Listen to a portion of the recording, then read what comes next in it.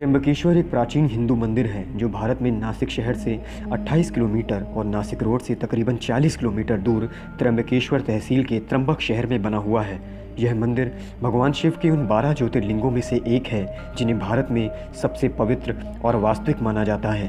त्र्यंबकेश्वर ज्योतिर्लिंग की सबसे अद्भुत और असाधारण बात तो यह है कि इसके 3 मुख हैं, एक भगवान ब्रह्मा, एक भगवान विष्णु और एक भगवान रुद्र। इस लिंग के चारों ओर एक रत्न जड़ित मुकुट रखा गया है जिसे त्रिदेव के मुखौटे के रूप में देखा जाता है। कहा जाता है कि यह मुकुट पांडवों के समय से यहीं पर है। इस मुकुट में हीरा, पन्ना और कई बेशकीमती रत्न जड़े हुए हैं। त्र्यंबकेश्वर मंदिर में इसको सिर्फ सोमवार के दिन 4 से 5 बजे तक दिखाया जाता है। यह मंदिर ब्रह्मगिरी पर्वत की तलहटी में स्थित है।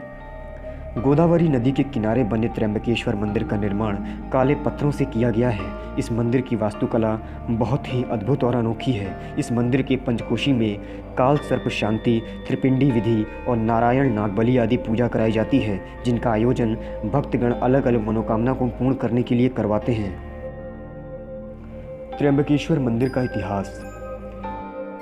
इस प्राचीन मंदिर का पुनः निर्माण तीसरे पेशवा बाला साहेब अर्थात नाना साहेब पेशवा ने करवाया था। इस मंदिर का जीर्णोद्धार सन 1755 में शुरू हुआ था, जिस काम का अंत 1786 में संपन्न हुआ। तथ्यों के मुताबिक इस भव्य प्राचीन मंदिर का निर्माण कार्य में लगभग 16 लाख रुपए खर्च किए गए थे, जिसे उस समय काफ़ी बड़ी रकम माना जाता था। त्र्यंबकेश्वर मंदिर की भव्य इमारत सिंधु आर्य शैली का अद्भुत नमूना है।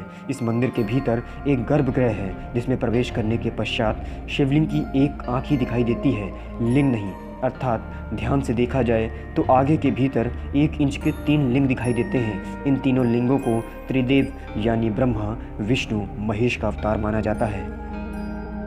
भीष्म पितामह को कैसे मिली थी महाशक्ति। प्रातः काल में होने वाली पूजा के बाद इस आज्ञ पर पंचमुखी मुकुट चढ़ा दिया जाता है। त्र्यंबकेश्वर मंदिर परिसर में एक कुंड है जिसका नाम है कुशावर्त, जो गोदावरी नदी का स्रोत है। कहा जाता है कि ब्रह्मगिरी पर्वत से गोदावरी बार बार लुप्त हो जाया करती थी।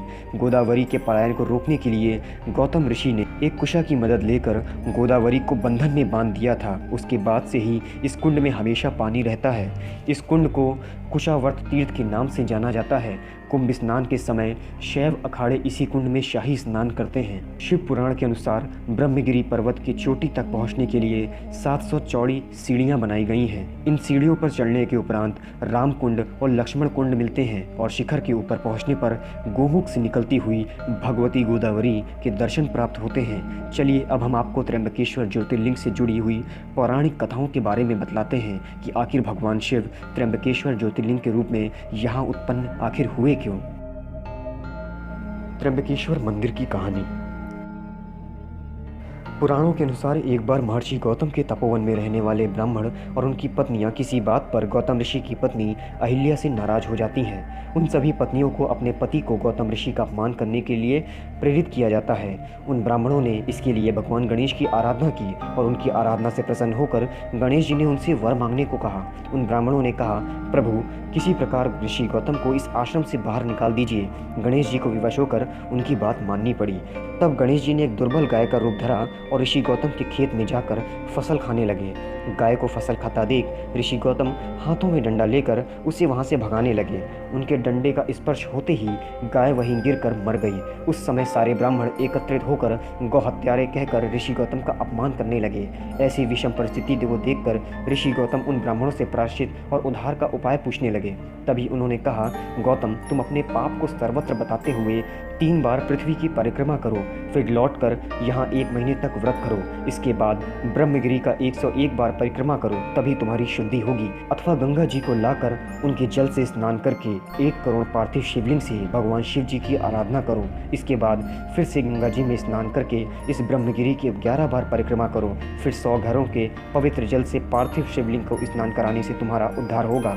उसके बाद भी गौतम ऋषि ने सारे कार्य पूरे करके पत्नी के साथ पूर्णतः तल्लीन होकर भगवान शिव जी की आराधना की। इससे प्रसन्न होकर भगवान शिव जी ने उनसे वर मांगने को कहा। महर्षि गौतम ने कहा, भगवान आप मुझे गौ हत्या के पाप से मुक्त कर दीजिए। भगवान शिव ने कहा, गौतम तुम सर्वदा निष्पाप हो। गौ हत्या का अपराध तुम पर छल पूर्वक लगाया गया था। ऐसा करने के लिए तुम्हारे आश्रम के ब्राह्मणों को मैं दंड देना चाहता हूँ। इस पर महर्षि गौतम ने कहा, उन्हीं के उस कार्य से मुझे आपके दुर्लभ दर्शन प्राप्त हुए हैं। अब उन्हें मेरा परम समझकर उन पर आप क्रोध ना करें। बहुत सारे ऋषि मुनियों और देवगण ने वहाँ उपस्थित होकर ऋषि गौतम बात का अनुमोदन करते हुए भगवान शिव से सदा वहीं पर निवास करने की प्रार्थना की। फिर भगवान शिव ने उन सब की बात मानकर वहाँ त्र्यंबक ज्योतिर्लिंग के रूप में स्थित हो गए। त्र्यंबकेश्वर मंदिर में जब भगवान शिव की शाही सवारी निकाली जाती है तो वह दृश्य देखने लायक होता है। इस भ्रमण के समय त्र्यंबकेश्वर महाराज के पंचमुखी सोने के मुखौटे को पालकी में बिठाकर गांव में घुमाया जाता है। फिर कुशावर्त घाट तीर्थ में स्नान कराया जाता है। इसके बाद मुखौटे को वापस लाकर हीरे जड़ित स्वर्ण मुकुट पहनाया जाता है। यह पूरा दृश्य त्र्यंबक महाराज के राज्य अभिषेक जैसा महसूस होता है। इस यात्रा को देखना बेहद अलौकिक अनुभव है। शिवरात्रि और सावन सोमवार के दिन त्र्यंबकेश्वर मंदिर में भक्तों का तांता लगा रहता है। यहाँ आने वाले भक्त सुबह के समय स्नान करके अपने आराध्य के दर्शन करते हैं और जिसके दर्शन मात्र से ही मनुष्य जीवन की सार्थकता महसूस